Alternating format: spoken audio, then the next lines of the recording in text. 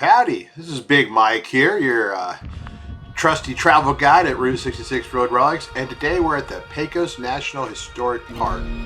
Now what we're looking at today is the remains or ruins of an old Spanish mission, and then you'll also see on some of the stuff a little bit of the remains of some of the old Pueblos and stuff. This was just an amazing place up here. This was, right there you can see one of the old storage places that one of the gentleman's climbing down into. I mean, just imagine the stories this place could tell. This is right on Route 66. You take a right and you're going right into the park, and you can drive out to the ruins, and they're within a couple hundred yards of them. There's even a visitor center here that is really neat. Now I'm going to start taking you up through the neat parts of the church up there, of the old mission, because it's amazing for me. Here I am just kind of walking along the paths. I mean, imagine this. Centuries ago this place was buzzing with life. The Pecos people, descendants of the ancestral Puebloans, built the massive Pueblo that would actually kind of be to the left of all this stuff over here.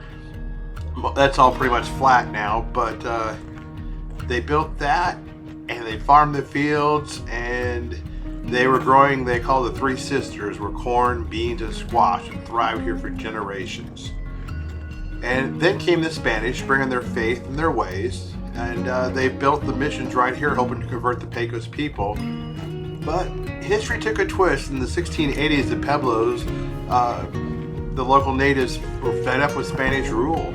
They rose up in a revolt that sent shockwaves through the Southwest. They drove the Spanish out, reclaiming their lands and their freedoms.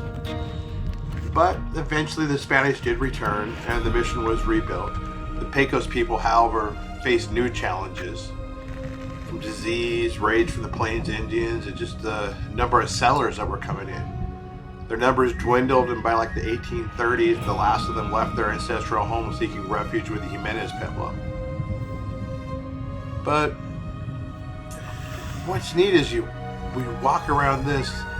We're gonna go inside here, and you can just see this place was huge. I mean, these are just kind of what's left of the ruins. But we're gonna go inside so you kind of see it. There was several stories here. You can see that at the top up there.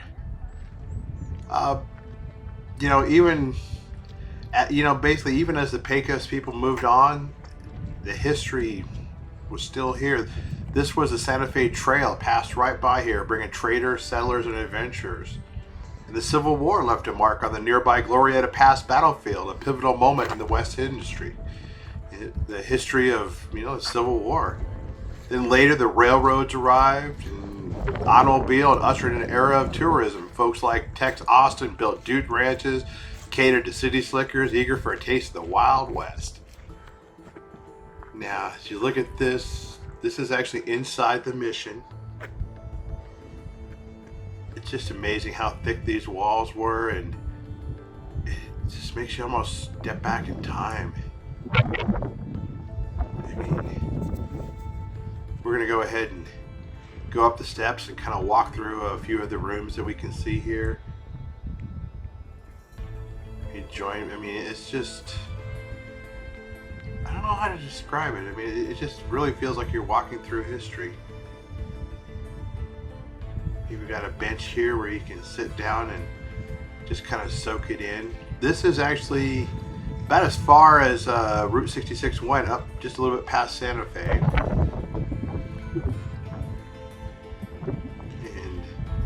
And look how thick these walls were. I don't know, it just kind of takes my breath away when I look around and just see how massive these things were.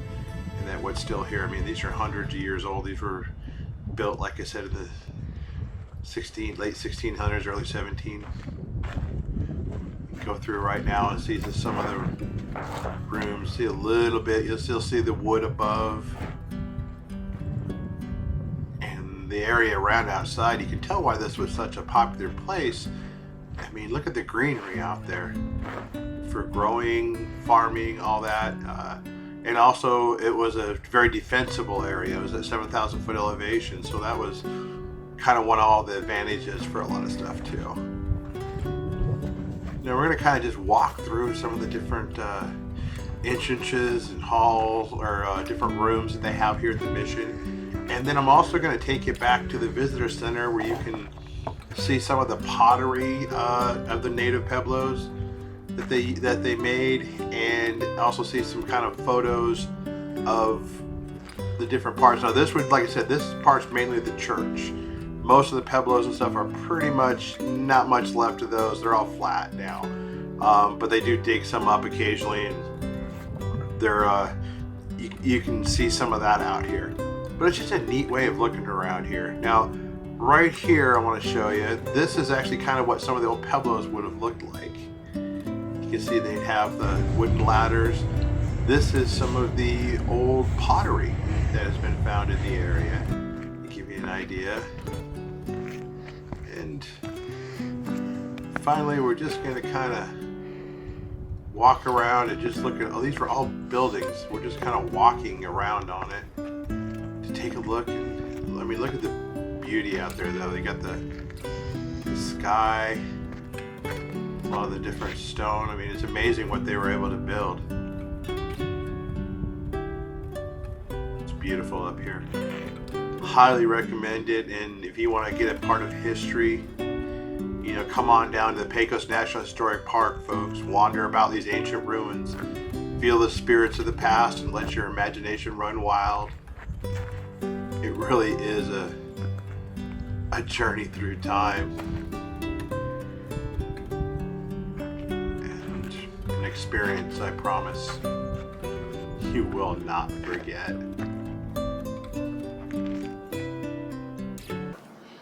Today, I am your tour guide to the abandoned and forgotten Spanish ruins of New Mexico. This is not just rubble and blocks cast aside. In fact, it has walls over 30 foot tall, and it reminds me of a castle from long ago. The wind blows and sends a chill up my spine as I feel like an adventure about to go into the unknown. This is Big Mike with Route 66 Road Relics. Join me on our travels and let's see where this road goes. My hope for you is that you can visit these places and plan your vacation adventures. Or if travel is not on the agenda yet, at least take a virtual vacation with me as we explore abandoned New Mexico. Welcome to Quarai, the Salinas Pueblo Mission's National Monument. It was built by the Spanish and the Tiwa natives right around 1628. Now, this isn't my story, but I'm going to kind of tell you the story of New Mexico. The time frame, you have to realize that colonization, you had France, they were at war with Spain and England. They just everybody did not get along with anybody pretty much. And this here was the Tiwa people. They've been on the Pueblos. I think they had 800 to 1,000 people here. And that was the original Pueblos. They've been around since about 900 AD. Now this is the church that was built. They went through, and when they came, there would be basically they would come in, and they would have soldiers with them, of course, to go ahead and help run stuff. And then you would have the priests, and you actually had two different. The job of the priest was to convert everybody to Catholicism, or to become Catholic, and to also eradicate the native Pueblo religion. That was one of the goals, actually, of Spain, the leaders or rulers of Spain at that time. There also was to go ahead and just get settlers and get new Spanish or new people for the Empire of Spain and new resources. They were also building up here to protect the silver mines that were down in Mexico. At this time, they'd already taken over Mexico, the Aztecs. They'd had done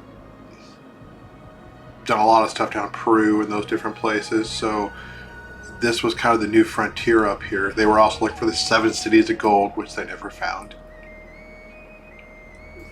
This is the inside of the church that you're looking at. The walls are 30, 40 feet. I mean, you had to, when you come into this place, I mean, you had to feel small. It was huge. One thing the Spanish were experts at was building, and they used the local rock, and they actually built 3 different missions that are all within about an 80-mile radius. There's my wife. She's about 5.5 foot tall, just to kind of give you an idea how tall this stuff is here.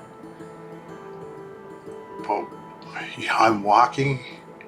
I'm 6'3", and I feel kind of small in this place. I mean, looking around here, I almost feel like I'm exploring. I don't know, just it's like I step back in time a little bit. It's amazing. This stuff's over almost 400 years old. Now look at the beam right there, and I'll come a little closer for you to better look, but that was hand hewn, and you can see the axe marks on it of how that was made. Now, one of the things that Spain did offer to the locals was they taught them the farming. They also brought in livestock, sheep, oxen, horses, and they also taught them things like irrigation, different things like this that they'd never seen before. So that was a really big bonus. And when it all started, when they were coming in, they were usually fairly well received. Of course, they brought gifts, did the whole thing like that. But a little later on, one of the other things that happened, unfortunately, is that the locals or the natives had no resistance to the diseases that the Spanish had. And a lot of them died off that way just from the diseases they had no immunity to. Now, when you walk around here, these would all be different buildings, all connected to the church. I mean, if you can put yourself back that 400 years, you'd almost feel, what is this? you know, these are all connected. And just the manpower it took just to build this. And that manpower was supplied by the local natives. Make no mistake of that. Now, this right here is talking about the cross or the crown. There were issues not only with the Spanish and the locals or the natives, but also between who is controlling what. You had the Catholic priests, and then you also had the soldiers and the administrators. And this is an example of one of the things where the Catholic priest says you owe ultimate fealty to God. And one of the captains of the Spanish captains came in, of the guard, I guess of the guard, he was one of the authorities in the deal, and he yells, "No, you owe it to the king." And a big argument erupted, and that was actually one of the issues. They had like over 25 missions at this time over in New Mexico and the surrounding areas. But that was one of the big problems they ran into. They were always fighting for who had control of it. So you had the Spanish fighting among themselves, and then you also trying to control more and more of the locals and make them good Spanish citizens. And then they also were taxing the locals, which didn't go over really well. Now, just to kind of give you an idea how deep some of these walls is, I'm not sure what this is, but this wall, you can go through there, this window. Check this out. I mean, it's amazing when you just look at, you know, this was very fertile country. Matter of fact, one of the things that they did over here was actually grew cotton. And that was one of the trading items that the locals or the natives used. The Tiwa people used the cotton, and they went ahead and made blankets out of it. And that was a big trade item with the Spanish and also with other tribes and stuff.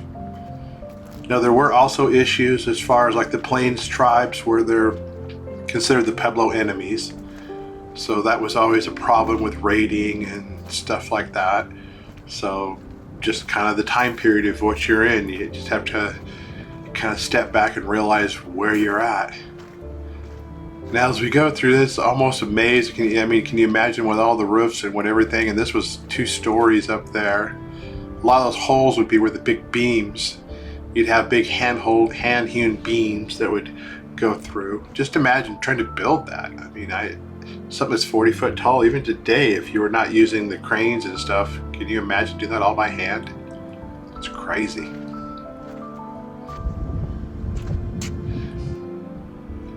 Now this is the front here. And then we're gonna go around and kind of just, now out here you're looking at the pueblos that the Tiwa people used to live in. Most of them are buried on the mounds and stuff like that. They go back, I don't know, almost over 1,000 years, I believe. So, but a lot of them are buried and they haven't been uncovered. And by 1677, Fray Periga, who was the priest for the area, locked the mission doors one last time. This was the letter he wrote. The drought and famine continues. Many are sick, some are dying. I am giving charity to the natives. Provisions stored for just this case are painfully low. We have received more cattle and other provisions for the Spanish soldiers and the natives. The terror and the outages continue. Some are leaving every day. Fray Francisco de Artiga and the Prosecutor General and the custodian of the province of New Mexico was to bring us carts and supplies and reinforcements. But I have decided that we can wait no longer. We must leave. All 200 families go north to Tlaque, where there's a mission and a settlement. If that too is unprotected, we will go to Isleta to be with the other Tiwa speakers. That was the ending of this beautiful mission. As you can see, these walls, there's a picture of the pueblos. But you see these walls, these are 40-foot tall walls. These were the last days, the letter I was just reading you, so you can just see they're running away from other hostile tribes. They have no food. There's been a drought for 3 years that's just decimated the local populations, not to mention disease, a lot of the stuff that was brought over by the Spanish that they just had no way of fighting at all. No immunities. So basically this magnificent church and everything lasted for about 50 years. Just kind of giving you a little different view here as we walk around the outside. It's amazing. They only last for 50 years, yet 400 years later, here we are looking at what they built. You know, nothing we built nowadays is going to last 400 years, not much anyway. Welcome to Mission San Gregorio de Abo. You can almost hear like the chanting voices or the mission bells as they ring. This mission was from 1622 until 1673. When New Spain, when the Spaniards came over and built some amazing places, but this was also all built with native help. Their goal was to go ahead and convert everybody to become Catholics. The first couple years, first 20, 30 years went pretty well, but there was also constant, like I said, infighting between Spanish soldiers, administrators, and the Catholic Church. There was always who was in control, and that was always an issue. And then the natives worked really well. Like I said, they brought a lot to it. It'd be irrigation, there would be farm animals, they'd show them how to raise things. But you have to realize all these areas were pretty prosperous before the Spanish came into them. This place actually had 2 churches. The first church was built in 1622. The church you're looking at right now was actually built, I believe, in 1651 is when this one you see that's standing. That's when this church was built. They felt they needed a bigger presence, stuff like that. As you look around, like I said, the construction you see is very similar to the, almost identical actually when you look at it, to the other mission. Very, very similar. Now, one of the things, like I said, they were trying to go ahead and supply the natives with food, and this was actually, this was not the Tiwa tribe down here. It was a different tribe of Pueblo Indians that were down this way. And you can see a lot of times, like some of those window things would actually be where they had the beams for like a second floor. Sometimes stuff was windows, but sometimes it was actually for the big hand-hewn beams. Everything. Now this is a kiva. Now kivas were used as a religious. It was actually for the natives. It was a big religious item. The round kivas there. It was sacred. They would go through and have paintings and Kachina's faces and different things like that. In about 1660, a lot of stuff started happening. The church started cracking down on the kivas and anything that to do with the Pueblo religions. And that didn't go very well, so they were getting a lot of resistance at that time too. It is kind of interesting though that you have a mission here with a kiva in the middle of it. So you kind of have to wonder what that was all about. I was just taking a look and walking around here. I mean, these walls are massive, but that's really probably why they're still here. But their stonework was amazing. I'd love to have a house built with some of that stonework. That stuff's amazing. Just the deal. Now, look at that. These are all hand-hewn logs. All done by hand. I mean, this was up to, what, 30, 40 foot tall? Didn't have the cranes and all the stuff of today. So, I mean, just the... You know, there's some of the stairs. You couldn't go up to that. But that did show some of the stairs. And where you enter, like I said, a lot of those areas are gone now. But after 400 years, stuff happens. But that was actually up to second stories. And you can see it's just kind of walk around. And what started happening, they basically in 1673 they end up closing the mission, locking the mission and leaving. At that time there was also a lot of issues with the natives. Matter of fact, they had the Pueblo Revolution just a couple years later, where they didn't allow the Spanish into any of the areas for almost 12 years. So that's kind of... Yep. Here's my wife saying hi, by the way. It's Amanda. Hello, Amanda. You're right in it. So it was kind of... By the time a lot of this stuff happened, they closed the mission. The Spanish had kind of worn out their welcome.